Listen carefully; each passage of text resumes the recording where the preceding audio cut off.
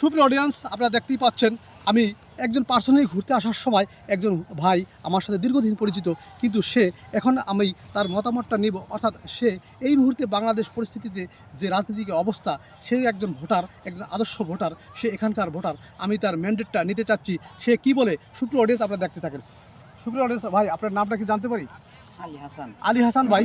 সুপ্রিয় দর্শক, আলী হাসান ভাই, এই রাজনীতি পরিস্থিতিতে এখন আপনি কাকে ম্যান্ডেট দিতে চাচ্ছেন? যে সিচুয়েশন, সেই সিচুয়েশনে আমি তো বিএমপি করি আগে থেকে। আমি শহীদ জিয়ার সৈনিক এবং খালেদা জিয়ার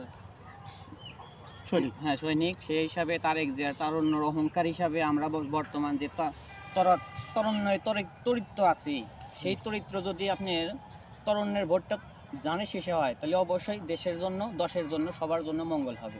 সুপ্রিয় দর্শক, অর্থাৎ ওনার বক্তব্য হচ্ছে সে তারেক জিয়ার সৈনিক, অর্থাৎ খালেদা জিয়ার সৈনিক। সে বিগত দিনে ধানের শীষে ভোট দিয়ে আসছে এবং সে এইবারও তার ম্যান্ডেটটা ধানের শীষে দিতে চায়। শিওর আপনি কি এই ভোটটা আসলে শিওর মন থেকে ধানের শীষ দিবেন? তো আগামীতে ভোট হয় নাই, তো এবার হয়েছে, সে তো আমি আগে থেকেও মন্তব্য করছি ধানের শীষে দেব, ভবিষ্যতেও ইনশাল্লাহ ধানের শীষে দেবো। থ্যাংক ইউ, আপনাকে অসংখ্য ধন্যবাদ। সুপ্রিয় দর্শক, আপনারা দেখতে পাচ্ছেন যে এই ভোটটি সে এক সময় সে ধানের শীষে দিয়ে আসছে এবং সে তার ম্যান্ডেটটি এবারও ধানের শীষে দিতে চায়। থ্যাংক ইউ ভাই, আপনাকে এই ভিডিওটা দেওয়ার জন্য।